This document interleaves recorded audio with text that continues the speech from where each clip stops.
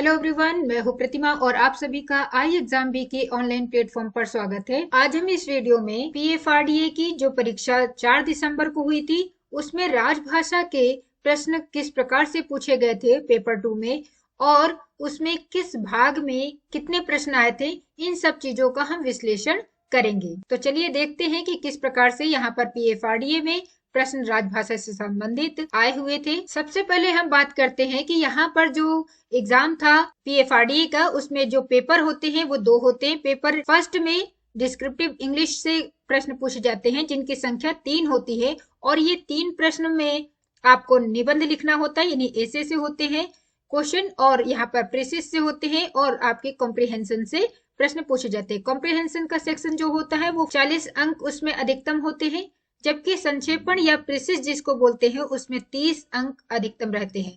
निबंध के लिए 30 अंक दिए जाते हैं, जबकि जो आपका स्ट्रीम स्पेसिफिक प्रश्न पत्र होता है, जैसे हम राजभाषा की बात करें तो राजभाषा के प्रश्न यहाँ पर 50 प्रश्न पूछे जाते हैं और उनके अधिकतम जो अंक होते हैं वो 100 होते हैं।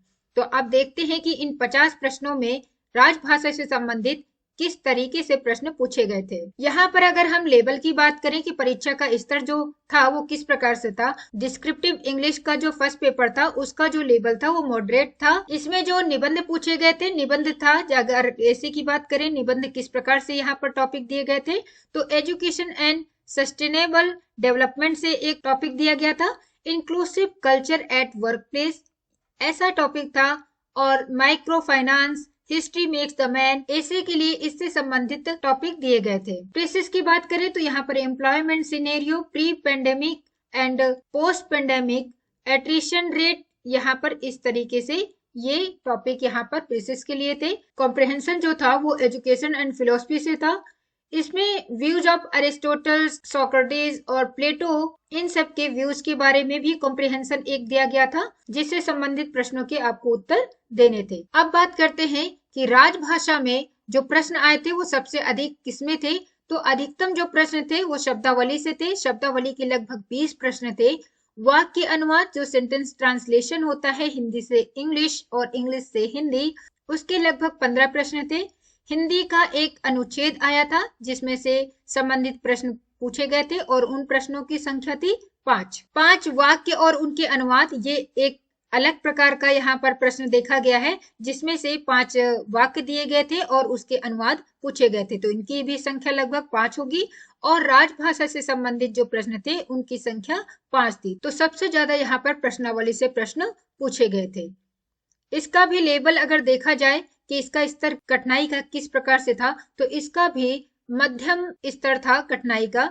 अब देखते हैं कि यहाँ पर जो शब्दावली के प्रश्न लगभग 20 आए थे उनमें से किस प्रकार के प्रश्न पूछे गए थे। तो यहाँ पर जो शब्द थे वो थे deferral, outward capital flow, devolution, counter trade, incapacitation benefit policy, numismatics, bill of indemnity, product, actionable claim, outlay, prepaid expenses, reassessment, possession, prerogative, testamentary और एक्साइज ड्यूटी, इस प्रकार से शब्दावली के प्रश्न पूछे गए थे। अगर आप लोगों ने इस एग्जाम को दिया था, आपको कोई शब्द याद आ रहा है तो आप उसको कमेंट बॉक्स में लिखिए, उससे हमें जो मेमोरी बेस्ड प्रीवियस ईयर के क्वेश्चन पेपर होते हैं उसको बनाने में सहायता मिल सकती है। अगर हम राजभाषा की बात करें तो राजभाषा से संबंधित एक प्रश्न इस प्रकार से पूछा गया था कि 1963 के अधिनियम के तहत कोई नियम बनाने के लिए राज्यसभा एवं लोकसभा से पारित होने के पश्चात उस नियम को कहाँ भेजा जाता है।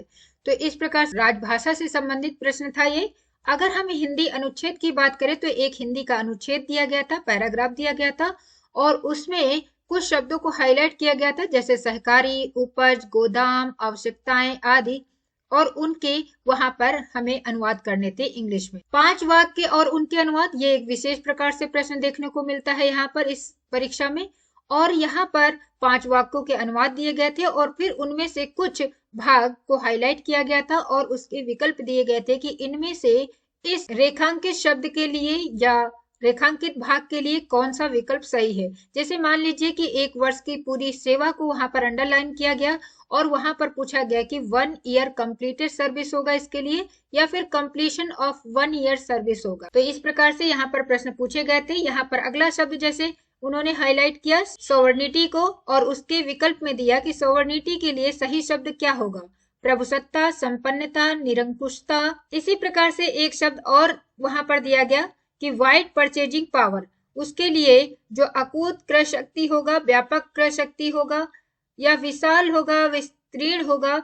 इस तरीके से यहाँ पर 5 प्रश्न पूछे गए थे। तो इस तरीके का जो नए प्रकार का प्रश्न है वो अभी हम अगली वीडियो में आपके सेबी के लिए इस तरीके की वीडियो बनाएंगे, जिसमें बताएंगे कि किस प्रकार से वहां पर ये प्रश्न आया था, जिससे आप उस तरीके से भी तैयारी करें अपनी सेबी की परीक्षा के लिए। क्योंकि सेबी और पीएफआरडीए की जो परीक्षा है उसमें जो प्रश्न आते हैं वो लगभग एक जैसे ही होते हैं। तो इस प्रकार से आज हमने 4 दिसंबर को जो पीएफआरडीए का राजभाषा की परीक्षा हुई थी उसमें से जो प्रश्न आए थे हमने यहाँ पर उसकी चर्चा किया।